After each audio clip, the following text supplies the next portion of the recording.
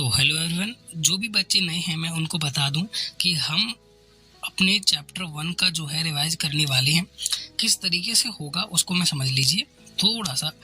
देखो, हमने चैप्टर 1 को जो है कंप्लीट कर लिया है। उसके बाद चैप्टर 1 का हमने 1 शॉट भी कंप्लीट कर लिया है। चैप्टर 2 का जो लेक्चर नंबर है 8 है वो चल रहा है। और हमें क्या करना है, चैप्टर 1 का अच्छे तरीके से रिवाइज करना है। उसके लिए मैंने आपको एक दिन का वक्त भी दे दिया था, एक 1 शॉट भी कंप्लीट करा दिया था। उससे होप आपने अच्छे तरीके से रिवाइज कर लिया होगा। अगर आपने रिवाइज कर लिया है तो यहाँ पर जो मैं आपके लिए टॉप 20 क्वेश्चन लेके आया हूँ वो टॉप 20 क्वेश्चन आपको 20 में से 20 कंप्लीट करने होंगे, तभी पता चल पाएगा कि आप कितने अच्छे तरीके से हैं।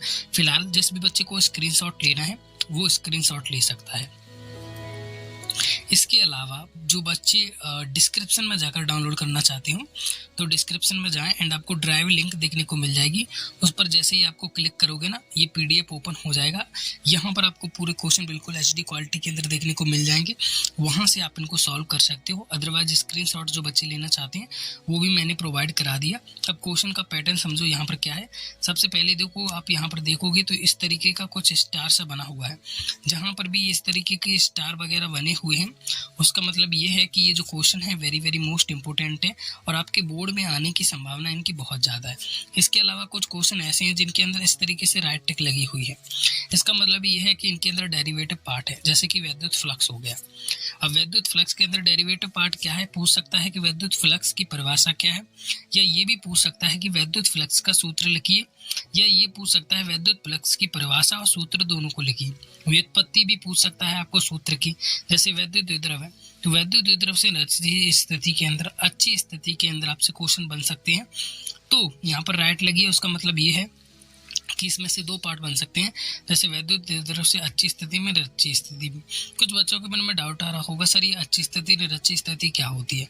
अब जिस भी बच्चे के मन में ये डाउट आ रहा है उसने लिटरली चैप्टर 1 को बिल्कुल भी नहीं पढ़ा, तो जाकर उसको पढ़ ले। पूरी प्लेलिस्ट अपलोडेड है। जैसे कि यहाँ पर कूलम का नियम हो गया, तो परिभाषा भी पूछ सकता है, सूत्र व्युत्पत्ति भी। परिभाषा पूछी तो 2 नंबर के अंदर, सूत्र व्युत्पत्ति पूछी तो 2 नंबर के अंदर। लेकिन दोनों को पूछा तो आपको 4 नंबर या 3 नंबर नॉर्मली मिल जाएंगे। आपके लिए प्रॉफिट वाली बात है। जो भी आपका ब्लूप्रिंट होगा उस तरीके से क्वेश्चन आएंगे। कुछ रिक्त स्थान भी इनके अंदर इंक्लूडेड हैं और कुछ यहाँ पर ऑब्जेक्टिव क्वेश्चन भी इनके अंदर इंक्लूडेड हैं। जिस तरीके से आपका पैटर्न आना चाहिए उसी तरीके से तैयार किया है यहाँ पर मैंने। तो अगर आपको इसको अच्छी तरीके से पढ़ लेते हो और अगर आप 20 में से 20 क्वेश्चन, पहले मैं आपको बता देता हूँ आप क्या है। देखिए 20 क्वेश्चन अगर आपने पूरे अटेम्प्ट कर लिए, हो सकता है 20 से 1-2 कम किए हों, अगर आपने इतने अटेम्प्ट कर लिए तो चैप्टर 1 आपका काफ़ी ज़्यादा अच्छा गया है। अगर आपने एवरेज 15 क्वेश्चन को अटेम्प्ट किया है तो आप एक एवरेज बच्चे हो, यानी कि आपको पढ़ने की ज़रूरत है। अगर आपने 10 क्वेश्चन को कंप्लीट किया है तो आपकी स्थिति बहुत ही ज़्यादा गंभीर है और गंभीर से भी ज़्यादा गंभीर है।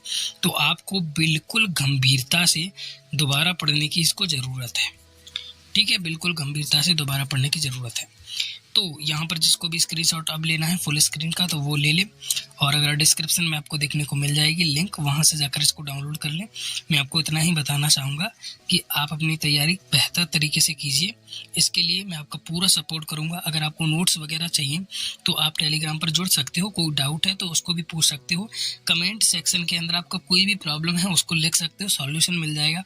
ऐसी प्रॉब्लम जो आप टाइप करके नहीं भेजा सकते, जिसका फ़ोटो लेना ज़रूरी है, उसको आप फ़ोटो लेकर टेलीग्राम पर सेंड कर सकते हो। टेलीग्राम पर ज्वाइन होने के लिए स्पेशली कुछ वीडियो अपलोडेड हैं और लिंक डिस्क्रिप्शन में अवेलेबल है। ओके, मिलता हूँ आपसे नेक्स्ट वीडियो के अंदर। तब तक के लिए good bye. Wish you all the very best.